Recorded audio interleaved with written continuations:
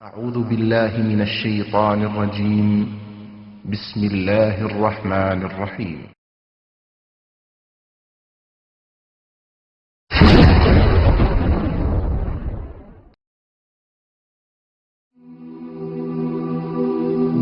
মৃত্যু এমন এক বাস্তবতা যার থেকে কেউ পলায়ন করতে পারবে না।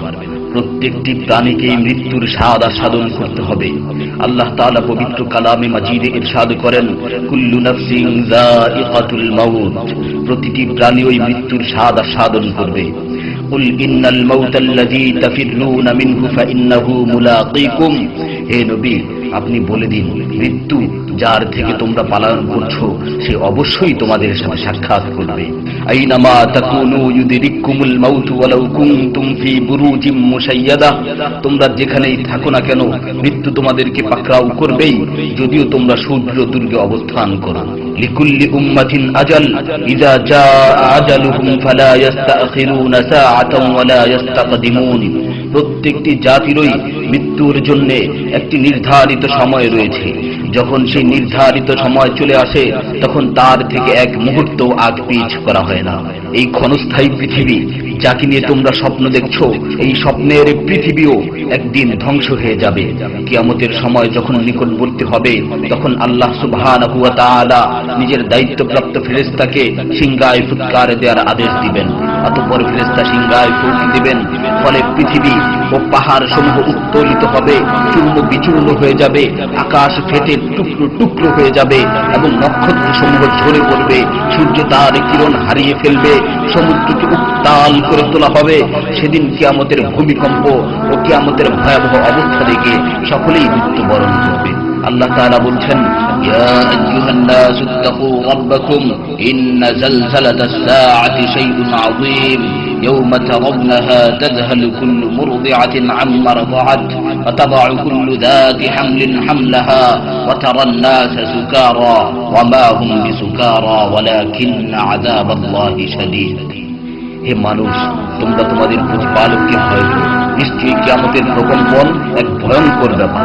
সেদিন তোমরা দেখবে প্রত্যেক স্তন্যদানকারিণী আপন দুগ্ধপোষ্য শিশুকে ভুলে যাবে এবং প্রত্যেক গর্ভধারিণী তার গর্ভপাত করে ফেলবে। তুমি দেখবে মানুষকে পাগলের মতো, আসলে ওরা পাগল নয়, তবে আল্লাহর আযাবই হবে কঠিন। فإذا نفخ في الصور نفخة واحدة وحملت الأرض والجبال فدكتا دكة واحدة, অতঃপর যখন সিংহায় ফুঁক দেওয়া হবে একটি মাত্র ফুঁক, আর জমিন ও পর্বতমালাকে উত্তোলিত করা হবে এবং মাত্র একটি আঘাতে এগুলো চূর্ণ বিচূর্ণ হয়ে যাবে।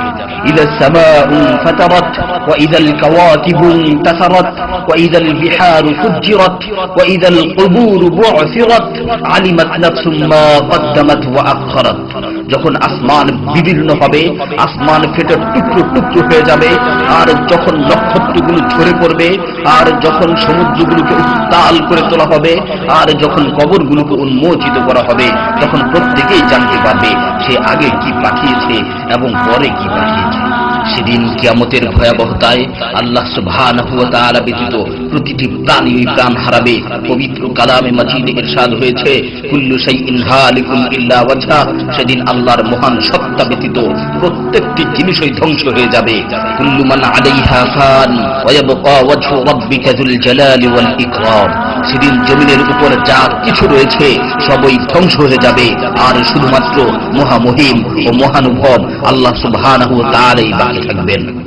তাফসীরে ইবনে কাসীরে বর্ণিত হয়েছে, যখন ইসরাফিল আলাইহিস সালাতু ওয়াস সালাম সিংহায় ফুৎকার দিবেন তখন সকলেই মরে যাবে। মালাকুল মাউত মৃত্যুর ফেরেশতা এসে আল্লাহ তাআলাকে বলবে, হে আল্লাহ, সকলেই মরে গেছে। তিনি জিজ্ঞেস করবেন, অবশিষ্ট কে আছে? উত্তর দিবে, হে আমার রব, আপনি, আর আপনি তো হলেন চিরঞ্জীব। এছাড়াও বাকি রয়েছে জিবরাইল, মিকাইল ও আরশ বহনকারী ফেরেশতাগণ। আল্লাহ তাআলা বলবেন, জিবরাইল ও মিকাইলেরও মৃত্যু হওয়া উচিত। মৃত্যুর ফেরেশতা মালাকুল মাউত বলবে, হে প্রভু, জিবরাইল ও মিকাইলও মরে গেছে। আল্লাহ তাআলা জিজ্ঞাসা করবেন, এখন আর কে বাকি আছে? সে বলবে, এখন আমি বাকি আছি ও আরশ বহনকারী ফেরেশতাগণ বাকি আছে। তখন আল্লাহ তাআলা বলবেন, আরশ বহনকারীদেরকেও মরতে হবে, তারাও মরে যাবে। আল্লাহ তাআলা আবার জিজ্ঞাসা করবেন, এখন কে বাকি আছে? মালাকুল মাউত আজরাইল আলাইহিস সালাতু ওয়াস সালাম বলবেন, হে আমার রব, এখন আপনি বাকি আছেন এবং আমি বাকি আছি। তখন আল্লাহ তাআলা আজরাইল আলাইহিস সালাতু ওয়াস সালামকে বলবেন, তুমি তো আমার মাখলুক, সুতরাং তুমিও মরে যাও। তিনি তৎক্ষণাৎ মরে যাবেন এবং শুধুমাত্র আল্লাহ তাআলাই বাকি থাকবেন। অতঃপর আল্লাহ সুবহানাহু ওয়া তাআলা জমিনকে ভাঁজ করে ফেলবেন এবং তিনি 3 বার বলবেন, আনাল জব্বার, আনাল জব্বার, আনাল জব্বার, আমি প্রতাপশালী, আমি প্রতাপশালী, আমি প্রতাপশালী। অতঃপর তিনি 3 বার জিজ্ঞাসা করবেন, লিমানিল মুলকুল ইয়াউম, লিমানিল মুলকুল ইয়াউম, লিমানিল মুলকুল ইয়াউম, আজকের রাজত্ব কার, আজকের সার্বভৌমত্ব কার, আজকের আধিপত্য কার? জবাব দেওয়ার মতো কেউই থাকবে না। তিনি আবার উত্তর দিবেন, লিল্লাহিল ওয়াহিদিল কাহ্হার, আজকের রাজত্ব, আজকের সার্বভৌমত্ব, আজকের আধিপত্য পরাক্রমশালী একমাত্র আল্লাহ। ইবনে ওমর রাদিয়াল্লাহু তাআলা আনহু হতে বর্ণিত অপর এক হাদিসে ইরশাদ হয়েছে, কিয়ামতের দিন আল্লাহ সুবহানাহু ওয়া তাআলা আসমান জমিনকে ভাঁজ করে নিজ হাতে গুটিয়ে নেবেন। অতঃপর বলবেন, আনাল মালিক, আনাল জব্বার, আনাল মুতাকাব্বির, আমি বাদশা, আমি প্রতাপশালী, আমি অহংকারী।